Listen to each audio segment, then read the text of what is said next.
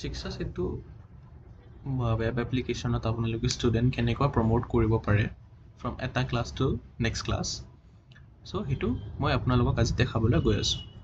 First thing আপোনালোকে নিজৰ স্কুলৰ ইউজাৰ নেম আৰু পাছৱৰ্ডটো দিব।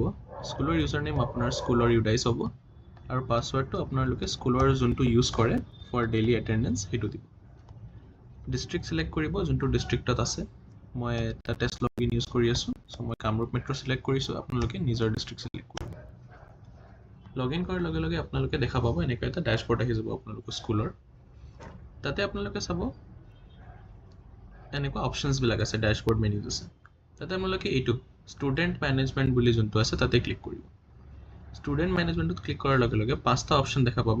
এই 5টা অপশ্যনৰ মাজত আপোনালোকে নম্বৰ 4 প্ৰমোশ্যন অৰ ৰিপিটাৰ বুলি যোনটো অপশ্যন আছে, প্ৰমোশ্যন অৰ ৰিপিটাৰ তাতে ক্লিক কৰিব। তাতে ক্লিক কৰাৰ লগে লগে যিমান ক্লাছেছ আছে এইটো স্কুলত গোটেইখিনি দেখা পাই যাব আপোনালোকে আপোনাৰ স্কুলত আৰু কিমান ষ্টুডেণ্টছ আছে। ছাপ'জ এতিয়া মই এনে এটা ক্লাছ চিলেক্ট কৰোঁ, ক্লাছ 2 চিলেক্ট কৰিলোঁ। ক্লাছ 2 চিলেক্ট কৰাৰ লগে লগে ক্লাছ 2ত যিমান ষ্টুডেণ্টছ আছে গোটেইকেইজন ষ্টুডেণ্টৰ নাম ডিছপ্লে হৈ যাব ইয়াতে। ছাপ'জ মই এই দুজন ষ্টুডেণ্টক প্ৰমোট কৰিব বিচাৰিছোঁ, 1 আৰু 2 মই চিলেক্ট কৰিলোঁ। এতিয়া তলত চাব আপোনালোকে 5টা অপশ্যন দেখা পাব, promote, demote, repeater, drop box, drop out. যদি ষ্টুডেণ্টক ডিমোট কৰিব লাগে ডিমোটত ক্লিক কৰিব, ৰিপিটাৰ কৰিব লাগে ৰিপিটাৰত ক্লিক কৰিব, ড্ৰপ বক্স কৰিব লাগে ড্ৰপ বক্সত ক্লিক কৰিব। মই এতিয়া প্ৰমোট কেনেকৈ কৰে এইটো মই দেখাই আছোঁ। প্ৰমোটত ক্লিক কৰিব আপোনালোকে, ফাৰ্ষ্ট অপশ্যন প্ৰমোট। ক্লিক কৰাৰ লগে লগে আপোনালোকক ড্ৰপ ডাউনত প্ৰমোট টু খুজিব, মানে কোনটো ক্লাছত প্ৰমোট কৰিব বিচাৰিছে। চ' ইমিডিয়েট নেক্সট ক্লাছ কি হয়, ক্লাছ 2 ক্লাছ 3। চ' 3ত ইয়াতে আমাৰ 3টা ছেকশ্যন আছে। সেইটো টেষ্ট লগইন হয়, চ' ক্লাছেছ ৰেণ্ডমলি ডিষ্ট্ৰিবিউটেড আছে, আপোনাৰ হিচাপত স্কুলৰ হিচাপত থাকিব।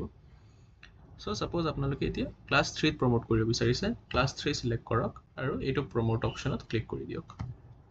প্ৰমোট অপশ্যনত ক্লিক কৰাৰ লগে লগে ষ্টুডেণ্টজন এতিয়া ক্লাছ 3ত গুচি গ'ল।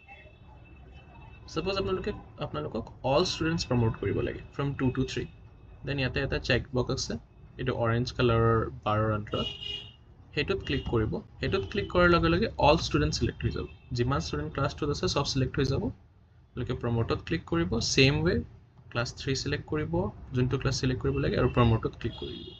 প্ৰমোটত ক্লিক কৰাৰ লগে লগে ষ্টুডেণ্ট যিমান ক্লাছ 2ত আছিলে চবে 3ত গুচি যাব। চ' এনেকুৱা আপোনালোকে ষ্টুডেণ্ট এজনক বা ষ্টুডেণ্ট কেইজনক প্ৰমোট কৰিব পাৰে। Thank U.